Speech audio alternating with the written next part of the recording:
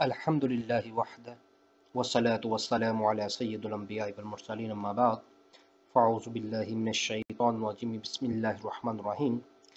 मेरे अज़ीज़ तलबा व तालिबात, एक मरतबा फिर मैं आपकी खिदमत में आपके इंस्ट्रक्टर डॉक्टर मोहम्मद हसनैन हाज़िर हूँ। आज हम जिस अनवान को अपना मौज़ू गुफ्तगू बनाने जा रहे हैं वो बुनियादी तौर पर असूल हदीस का मौज़ू है, जिसको हम इस्तिलाहात हदीस कहा जाता है। इस्तिलाहात हदीस की तारीफ़ मुहद्दिसीन ने कुछ इस अंदाज में की हैं कि ये वो इल्म है जिसके ज़रिए से हदीस की संत और मतन के अहवाल की मार्फत हासिल की जाती है, ताकि हदीस के कबूल और अदम कबूल का फ़ैसला किया जा सके। हम जब इस्तिलाहात हदीस के बारे में गुफ्तगू करते हैं या देखते हैं तो इस्तिलाहात हदीस बुनियादी तौर पर असूल हदीस के मौज़ूआत का ही एक जुज़वी हिस्सा है। आप डॉक्टर खौलत अलवी की किताब अलूम हदीस देख लीजिए, हिफाजत हदीस देख लीजिए, खैरुल असूल फ़ी हदीस रसूल जो हज़रत मौलाना खैर मोहम्मद जलंधरी रहमतुल्लाह ताला की रिसाला है। इसी तरह असूल हदीस मौलाना मोहम्मद अदरीस, मौलाना मोहम्मद अवैस नदवी रहमतुल्लाह ताला जो कि दारुल उलूम नदवतुल लखनऊ के उस्ताद थे। इसी तरह आप जिन भी किताबों का मुताला करेंगे इस्तिलाहात हदीस आपको असूल हदीस के ही इल्म के ज़िमन में मिलेगा। इसलिए मैंने ज़रूरी जाना कि इस्तिलाहात हदीस को बुनियादी तौर पर समझने के लिए हम असूल हदीस के इल्म की तरफ चलें। असूल हदीस किसे कहते हैं?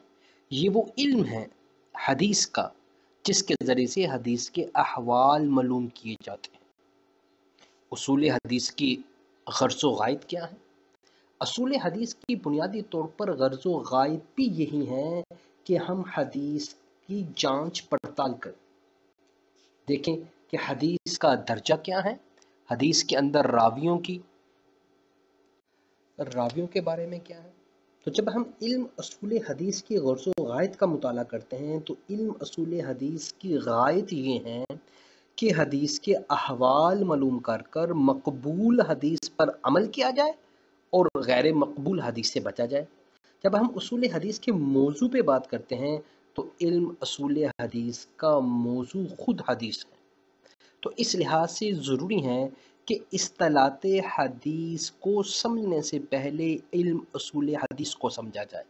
तो इल्म असूल हदीस की मतलब वो इल्म जिसके ज़रिए हम हदीस के अहवाल मालूम करते हैं। अब इसके आगे इस्तिलाहात हदीस की मुख्तलिफ तारीफ़ हैं, सेहत के लिहाज से और हदीस की रवायत के लिहाज से। जब हम इस्तिलाहात हदीस की तरफ चलते हैं तो इसकी बुनियादी तौर पर दो बड़ी इक़साम हैं, जिसको ख़बर मतवातिर कहा जाता है और ख़बर आहद या ख़बर वाहिद। फिर ख़बर मतवातिर के आगे दो किस्में हैं, मतवातिर लफ्ज़ी और मतवातिर मईनी। और ख़बर आहद जिसको ख़बर वाहिद कहा जाता है, इसकी तीन किस्में हैं, जिसको मशहूर हदीस कहा जाता है, अज़ीज़ हदीस कहा जाता है और गरीब हदीस कहा जाता है। हम सबसे पहले बात करते हैं मतवातिर हदीस किसे कहते हैं। ख़बर मुतवातिर, ख़बर मतवातिर या हदीस मतवातिर से क्या मुराद है? मतवातिर इस हदीस को कहा जाता है जिसे हर दौर में इतनी बड़ी तादाद ने रवायत किया हो जिसका झूठ पर मुत्तफ़िक होना मुमकिन नज़र न आता हो। इसको आसान ज़ुबान में समझिए कि उस हदीस को कम से कम 4 से 6 रावियों ने रवायत किया हो और उन सब रवायत करने वाले लोगों का झूठ पर जमा होना अकल के मुहाल हो, अकल के ख़िलाफ़ हो। गोया ख़बर मतवातिर वो हदीस होती हैं जिसकी संद या सिलसिला रवायत के हर तबके में रावियों की इतनी बड़ी तादाद हो कि अक़लन इतनी बड़ी तादाद का हदीस को गढ़ने में या ख़ुद मसनूई तौर पर बयान करने और नबी करीम सल्लल्लाहु अलैहि वसल्लम की तरफ ऐसी गलत बात मंसूब करने पर मुत्तफ़िक होना मुमकिन ना हो। यानी कि बड़ी तादाद से मुराद हज़रात मुहद्दिसीन ने 4 या 6 लिखी हैं। یعنی کہ ان 4 اور 6 لوگوں کا رسول اللہ صلی اللہ علیہ وسلم کی حدیث کے بارے میں من گھڑت بات کرنا، جھوٹ بات کرنا، سب کا ایک ہی جھوٹ پر کٹے ہونا محال ہو، اس کو حدیث متواتر کہا جاتا ہے، خبر متواتر کہا جاتا ہے۔ یہ حدیث کا بہت بڑا درجہ ہے۔ جب ہم اس خبر متواتر کی بات کرتے ہیں یا حدیث متواتر کی بات کرتے ہیں تو پھر خبر متواتر کی کچھ شرائط ہیں، حدیث متواتر کی کچھ شرائط ہیں قبول کرنے کے لحاظ سے۔ تو خبر متواتر یا حدیث متواتر کی شرائط 4 ہیں۔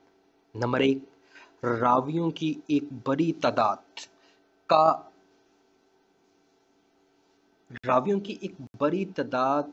اسے کہتے ہیں اس حدیث کو روایت کرے، راویوں کی ایک بڑی تعداد اس حدیث کو روایت کرے۔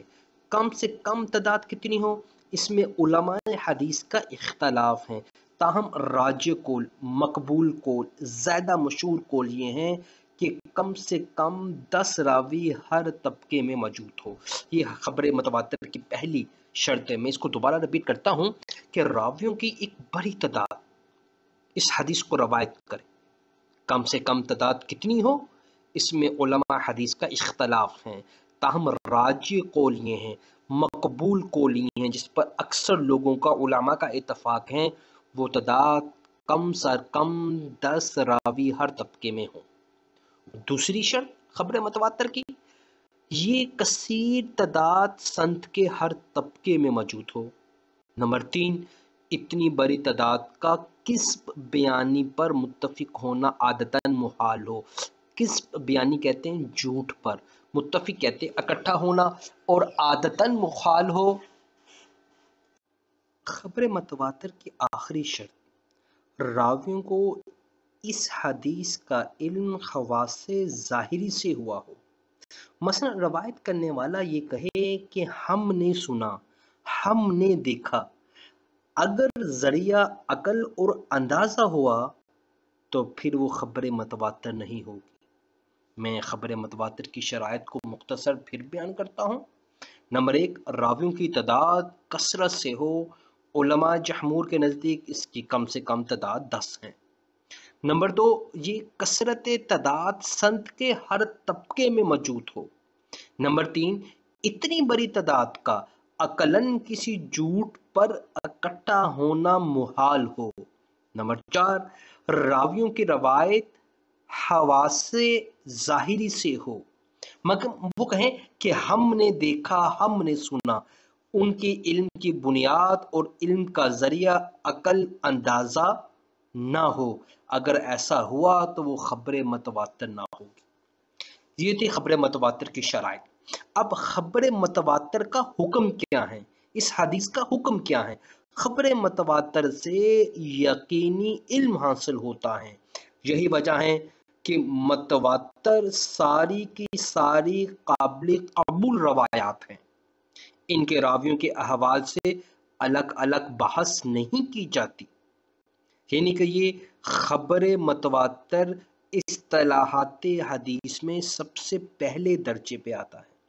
تو اب دیکھیں خبر متواتر کی آگے 2 قسمیں ہیں، متواتر لفظی اور متواتر معنی۔ متواتر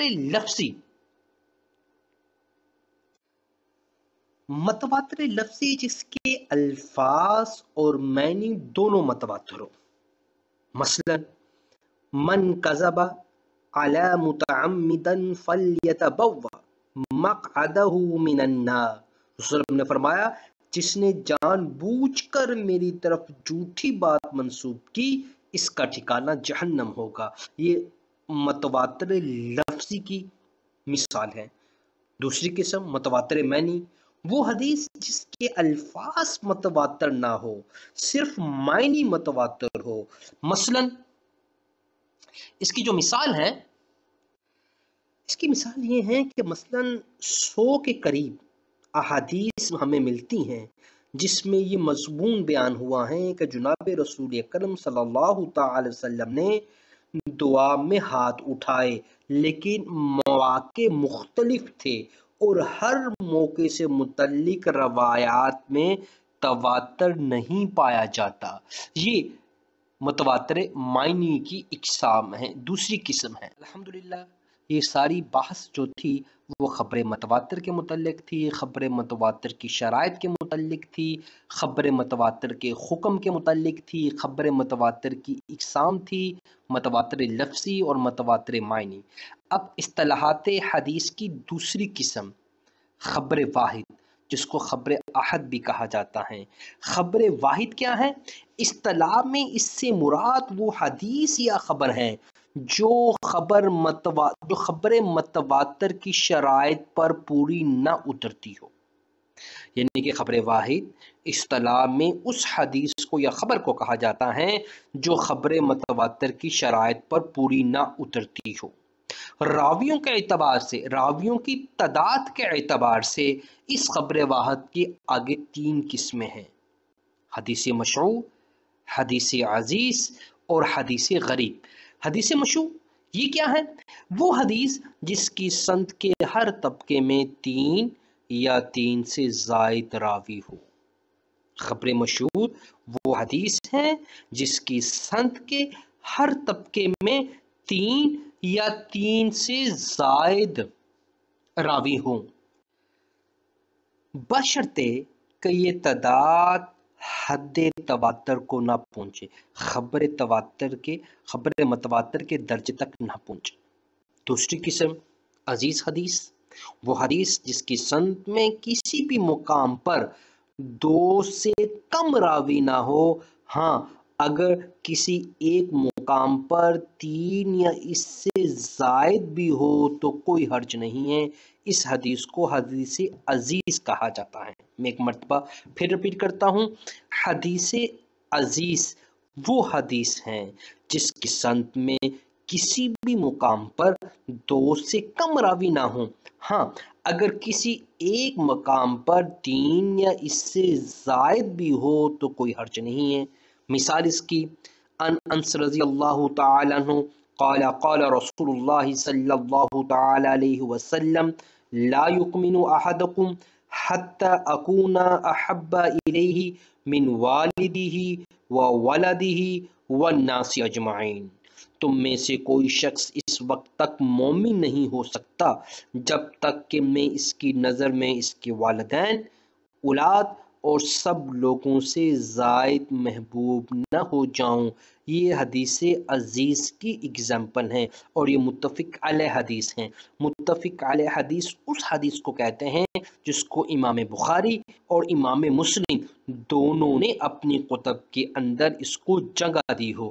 تیسری اور آخری قسم اصطلاحات حدیث میں سے خبر واحد کی آخری قسم حدیث غریب ہیں۔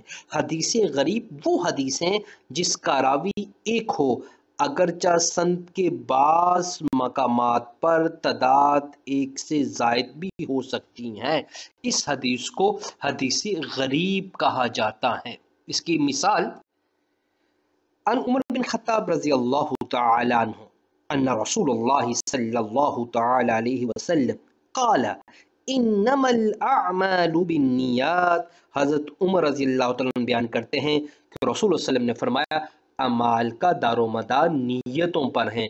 اس حدیث کو صحابہ میں سے صرف حضرت عمر رضی اللہ تعالیٰ نے بیان کیا ہے اور یہ حدیث غریب کی اگزامپل ہیں۔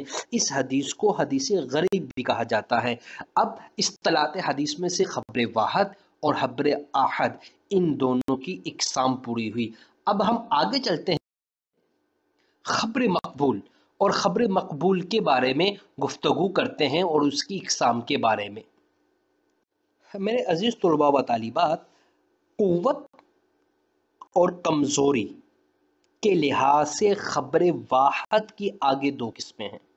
ہم نے پیچھے خبر متواتر کی قسمیں پڑھی تھی، اب خبر واحد کی قسمیں کمزور اور قوت کے لحاظ سے۔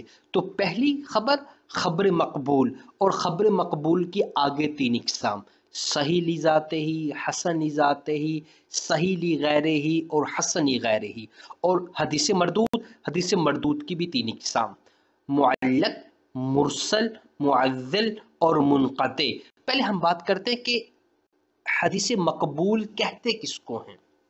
حدیث مقبول وہ خبر یا حدیث جو نفس مضمون کی صداقت کے بارے میں ترجیح پایا جائے، یعنی کہ جس حدیث کے اندر نفس مضمون کی صداقت پائی جائے، اسے بطور دلیل قبول کرنا واجب ہے اور اس پر عمل کرنا ضروری ہے۔ میں دوبارہ ریپیٹ کرتا ہوں، حدیث مقبول وہ حدیث ہیں جو نفس مضمون کی صداقت کے بارے میں اس کو ترجیح دی جائے، اسے بطور دلیل قبول کرنا واجب ہے اور اس پر عمل کرنا بھی ضروری ہے۔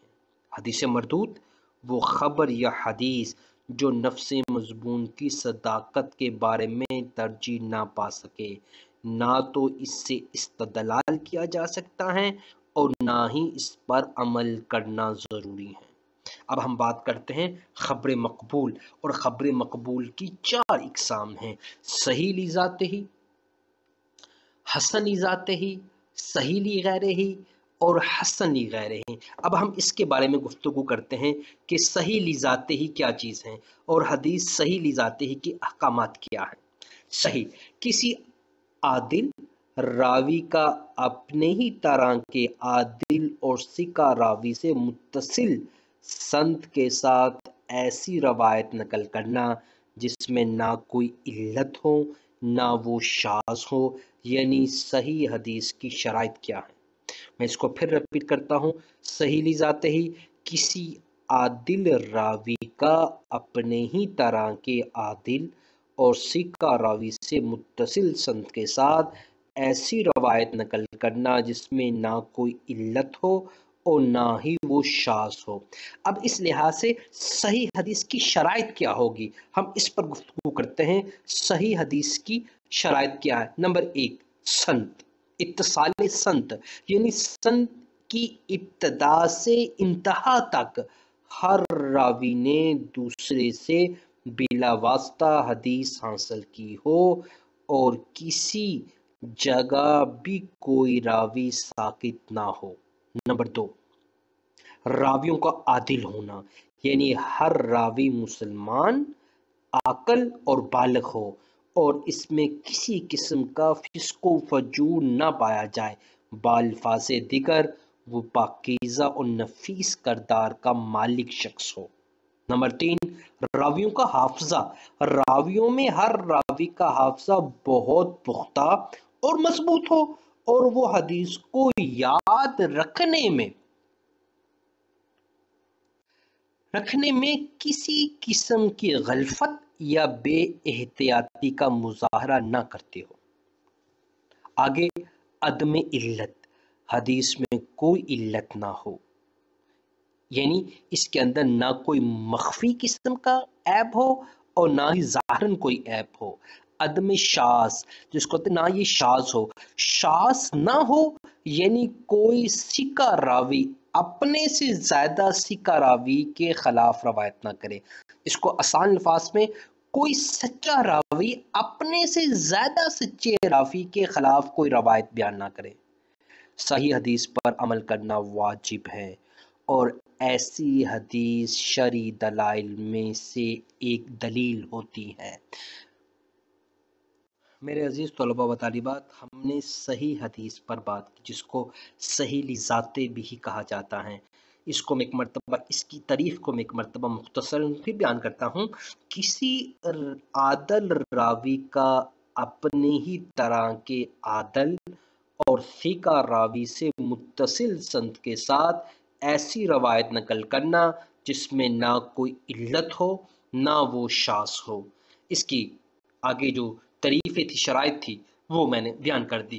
آگے ہم بات کرتے ہیں حدیث حسن کی، جس کو حسن لذاتہ ہی کہا جاتا ہے۔ حسن وہ حدیث ہیں کہ اس کی سند متصل ہو لیکن ایسے عادل راویوں سے منقول ہو جن کا حافظہ کچھ کمزور ہو اور وہ حدیث شاذ نہ ہو۔ حسن دراصل صحیح اور ضعیف کے درمیانے درجے کی حدیث ہوا کرتی ہیں۔ حدیث حسن کی تعریف ایک مرتبہ پھر بیان کرتا ہوں۔ حسن وہ حدیث ہیں کہ اس کی سند متصل ہو لیکن ایسے عادل راویوں سے منقول ہو جس کا حافظہ کچھ کمزور ہو اور وہ حدیث شاذ نہ ہو۔ حسن حدیث دراصل صحیح حدیث اور ضعیف کے درمیانے درجے کی حدیث ہوتی ہے۔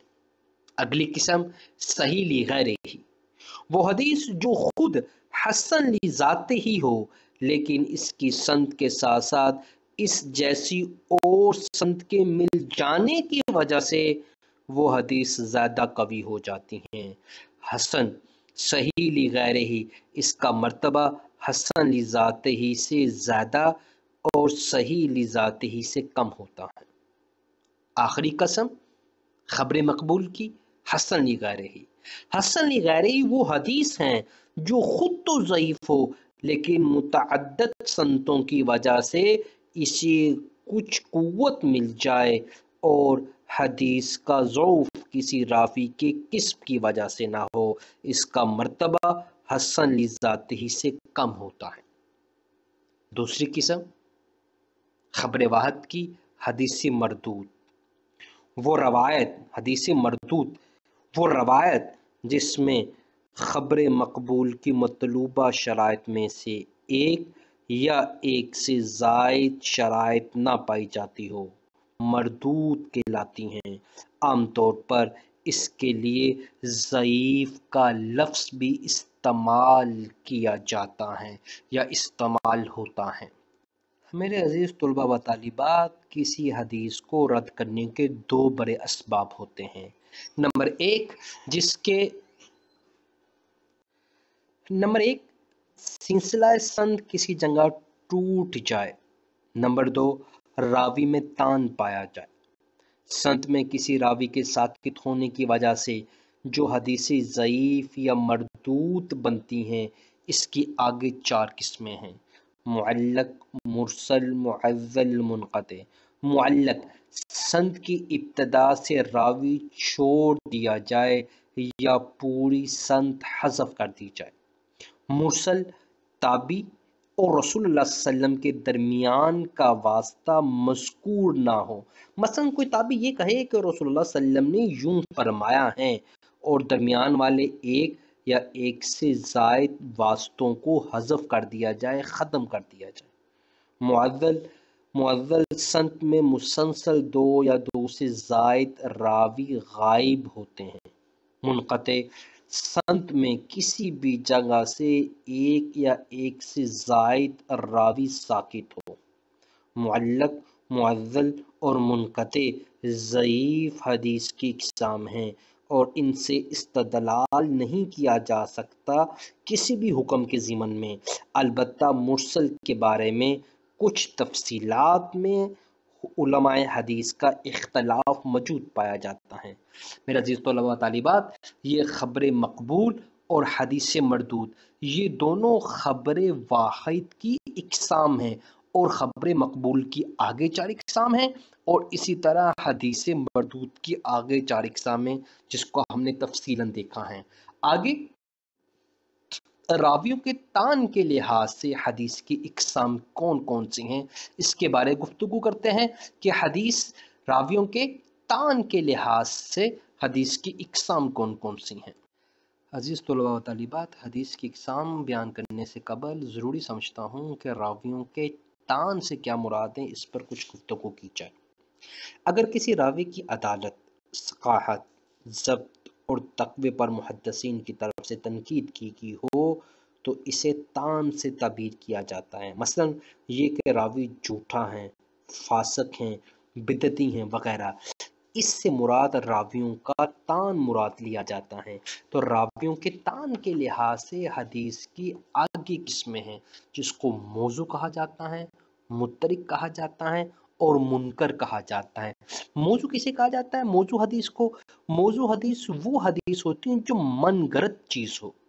اصطلاحی تعریف اس کی یہ کی جاتی ہے کہ راوی میں تان کا سبب اگر رسول اللہ صلی اللہ علیہ وسلم کی طرف جھوٹی بات منسوب کرنا ہو تو اس حدیث کو موضوع کہا جاتا ہے۔ ملا علی قاری علیہ الرحمن نے اس امت پہ بہت بڑا احسان کیا ہے کہ انہوں نے الموضوعات کبریٰ کے نام سے 2 جلدوں میں ایک کتاب تصنیف کی ہیں۔ اس کے اندر اس طرح کی تمام موضوعات حدیث کو رکھ دیا گیا ہے، جس سے ایک طالب علم یہ دیکھنا چاہے کہ کون کون سی حدیث موضوع ہیں، یعنی کہ اس وسلم کی طرف جھوٹ باندھا گیا ہے، وہ ان 2 جلدوں کی کتابوں میں جو ملا علی قاری نے الموضوعات الکبریٰ کے نام سے لکھی، اس میں دیکھ لیں۔ اگر وہ حدیث اس کے اندر موجود ہیں تو وہ موضوع حدیث ہیں، اگر اس میں موجود نہیں ہیں تو وہ موضوع حدیث نہیں ہے۔ جس طرح یہ کہا جاتا ہے کہ وسلم نے فرمایا علم حاصل کرو چاہے چین جانا پڑے، یہ موضوع حدیث ہیں۔ ملا علی قاری کی کتاب الموضوعات الکبریٰ کے اندر یہ حدیث موجود ہے۔ تو موضوع حدیث وہ حدیث ہوگی جو من گھڑت ہو، راوی میں طعن کا سبب رسول صلی اللہ علیہ وسلم کی طرف جھوٹ بات منسوب کرنا ہو، اس حدیث کو موضوع حدیث کہا جاتا ہے۔ کوئی شخص جھوٹ بات گھڑ کر رسول صلی اللہ علیہ وسلم کی طرف اس کی نسبت کر دے کہ یہ بات رسول صلی اللہ علیہ وسلم نے فرمائی، علماء کا اس بات پر اجماع ہے کہ جسے معلوم ہوا کہ یہ حدیث موضوع ہیں، اس کے لیے کسی صورت بھی آگے بیان کرنا جائز نہیں ہے۔ موضوع روایت ضعیف روایات میں بدترین روایت ہوا کرتی ہے۔ نمبر 2، متروک۔ اگر راوی پر جھوٹ کی تہمت ہو تو اس کی روایت کو متروک کہا جائے گا۔ منکر، اگر ضعیف راوی ثقہ راوی کی مخالفت کرے تو اس کو ضعیف کی روایت کو منکر کہا جائے گا، اس کے بالمقابل ثقہ کی روایت کو معروف کہا جائے گا۔ یعنی کہ ایک ایسا راوی ہے جو ضعیف ہیں، وہ اپنے سے زیادہ ثقہ، زیادہ سچے آدمی کی روایت کی مخالفت کرے تو اس کی روایت کو ضعیف روایت کہا جائے گا، منکر روایت کہا جائے گا، اور اس کے مقابلے میں جو روایت ہوگی اس روایت کو معروف کہا جائے گا۔ میرے عزیز طلبہ و طالبات، اصطلاحات حدیث کے اندر بنیادی طور پر حدیث کی یہ اقسام ہیں۔ اس کے علاوہ بھی چند دیگر اصطلاحات ہیں جس کو معلل، شاذ، مرفوع اور موقوف کہا جاتا ہے۔ اس کو معلل بھی کہا جاتا ہے۔ معلل کسی روایت میں ایسا مخفی عیب ہو جسے علم حدیث کے ماہرین جانچ ہی نہ پائے ہوں، بانپ ہی نہ سکے ہو کہ یہ کیسا مخفی عیب ہے، اس کو معلل کہا جاتا ہے۔ شاذ ایسی روایت جس میں ثقہ راوی اپنے سے زیادہ ثقہ راوی کی مخالفت کرے۔ قوی حافظے والے راوی کی روایت محفوظ کہلاتی ہے۔ مرفوع جس حدیث کی نسبت رسول اللہ صلی اللہ علیہ وسلم کی طرف کی جائے۔ موقوف جس روایت کی نسبت صحابی کی طرف ہو، یعنی وہ صحابی کا قول یا فعل ہو، اس کو موقوف کہا جاتا ہے۔ چند دیگر اصطلاحات میں معلل شاذ ہیں، اس کا نقطہ غالباً رہ گیا ہے، شاذ، مرفوع اور موقوف۔ اس کے علاوہ سند اور متن، یہ حدیث کے حصے ہیں۔ حدیث 2 حصوں پر مشتمل ہوتی ہیں، سند اور متن کے۔ جس سلسلے سے وہ لوگ حدیث کو روایت کرے، ان روایت کرنے والے کے سلسلے کو سند کہا جاتا ہے۔ حدیث کے راویوں کے سلسلے کو سند کہا جاتا ہے۔ متن حدیث کی عبارت کو کہا جاتا ہے، حدیث کے ٹیکسٹ کو کہا جاتا ہے۔ انشاءاللہ آگے جب ہم حدیث کی تعریف، ترجمہ اور تشریح و تفہیمات کی طرف جائیں گے تو اسے قبل میں سند اور متن کے بارے میں ضمناً بات کروں گا، جس سے آپ کا نقطہ نظر اور آپ کا کنسپٹ کلیئر ہو جائے گا۔ یہ تھی اصطلاحات حدیث۔ میں امید کرتا ہوں کہ انشاءاللہ الحمدللہ یہ بڑا ہی دقیق اور مشکل موضوع تھا، اصطلاحات حدیث۔ الحمدللہ اللہ رب العزت سے میری دعا ہے کہ جن محدثین اکرام نے یہ علوم اور فنون مرتب کی ہیں، اللہ ان کو اپنا رحم اور سلامتی ان پر بھیجے، اور بالخصوص تمام علماء کرام جنہوں نے اصول حدیث کے نام پر کتب لکھی، اپنی خدمات کو سر انجام دیا، اللہ ان کی قبروں کو منور کرے، اور اللہ تبارک و تعالی ہمیں توفیق عطا فرمائے کہ ہم ان علوم کو سمجھ سکیں اور اس کا ابلاغ کر سکیں۔ آپ اپنے جو موجودہ ٹیچر ہیں، جس کو ٹیچر کہا جاتا ہے، جو آپ کا متعلقہ سبجیکٹ ٹیچر ہیں، اس سے بھی رہنمائی حاصل کر سکتے ہیں، مجھ سے بھی رہنمائی حاصل کر سکتے ہیں۔ انشاءاللہ مجھے امید ہے کہ آج ہمارے علم میں کافی اضافہ ہوا ہوگا۔ اللہ ہم سب کا حامی و ناصر ہو۔ والسلام علیکم ورحمۃ اللہ۔